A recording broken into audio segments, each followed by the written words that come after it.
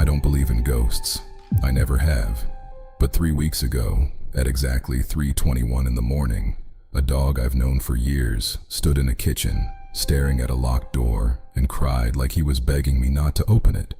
I'm one of the most skeptical people you'll ever meet. I laugh at horror movies. I need proof before I believe anything. So when I tell you I still can't explain what happened, understand that's not something I say lightly.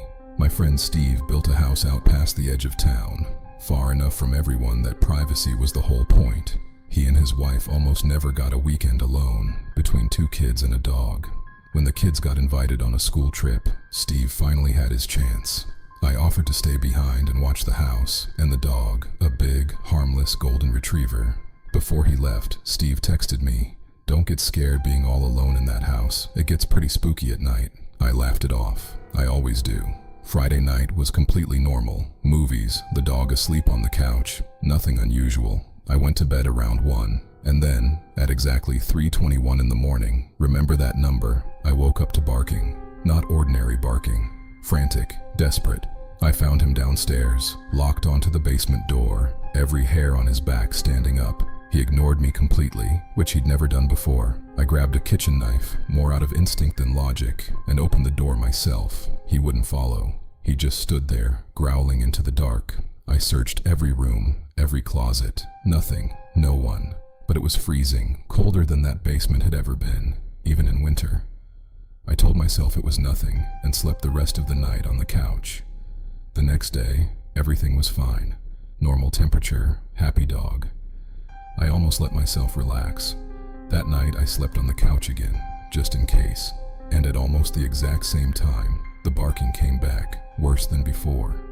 But the second I touched the doorknob, the barking stopped, and he started whimpering instead, like he was begging me not to go down there. I opened it anyway, cold again, and this time, a smell. I don't have words for it. Not rot, not gas, just wrong. Family photos had been knocked off the wall. Bar stools tipped over, nothing else touched. I fixed everything and got out before the smell became unbearable. By morning, the smell was completely gone, and the dog who'd refused to go near that door for 2 nights walked down those stairs without hesitation, like nothing had ever happened. When Steve got home, I told him everything, expecting him to laugh. He didn't. He went quiet, then told me that when the dog was a puppy, he used to bark at that exact door, the same way. Then one day, he just stopped. Steve had forgotten about it completely. It's been 2 weeks. The dog is fine now. I'm not. I still don't live in that house, and I still can't sleep some nights, turning it over and over, trying to find the piece I'm missing.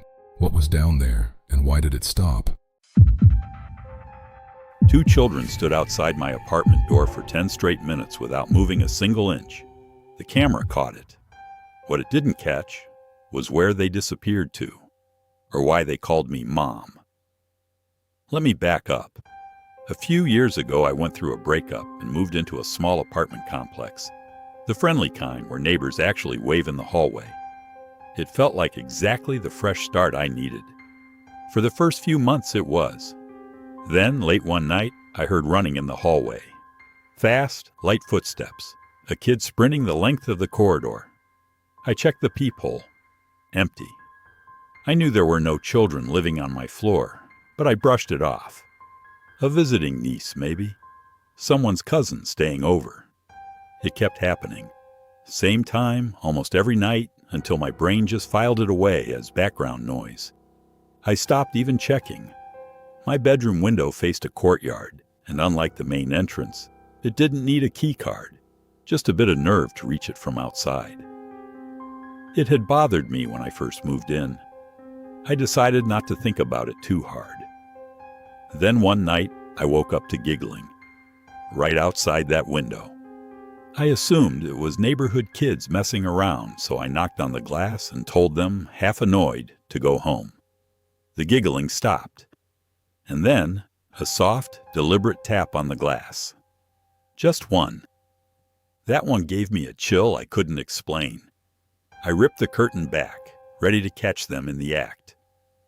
Nothing. The courtyard was completely empty. Still. Silent. No kids could have sprinted out of sight that fast, that quietly, with nowhere to hide. I told myself I'd misjudged the timing. The giggling came back over the following nights, and eventually I just decided to ignore it and hope it got boring. A few days later, my apartment manager emailed me. Urgent. Come to the office after work.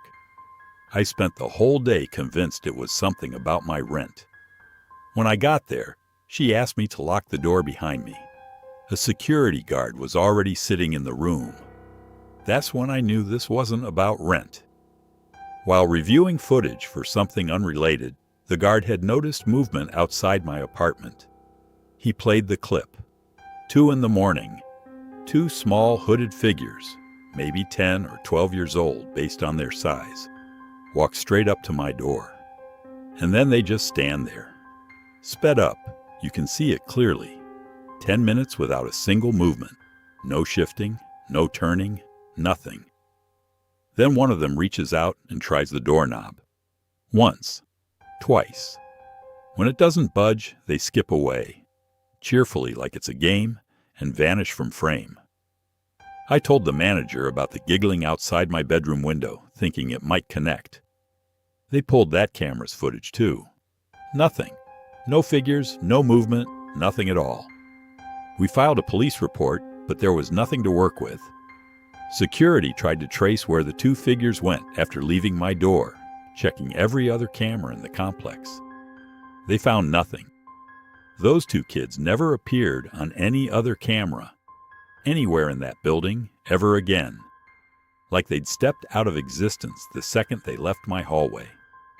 The next night I stayed up on purpose, determined to catch them. Nothing happened, no footsteps, no giggling, no tapping. About a week later, at 1:30 a.m, it started again. My doorknob began to rattle. I muted the TV and listened. They were back. I ran to the door and shouted for them to leave. And through the wood, I heard a small voice, unmistakably a child's, whisper, "Mom, we're home. Just open the door and let us in." I froze. Through the peephole, I could just make out 2 small shapes, heads down. The voice came again, quieter, almost desperate. "Please, let us in. We're home now. Please." That last "please" didn't sound like a game anymore. It sounded like grief. I shouted back that their mother didn't live here, that I was calling the police right now. They started giggling. Then the doorknob started shaking, hard, and one of them slammed their body against the door with enough force that I felt it through my hands as I braced it shut. I held that door for what felt like forever.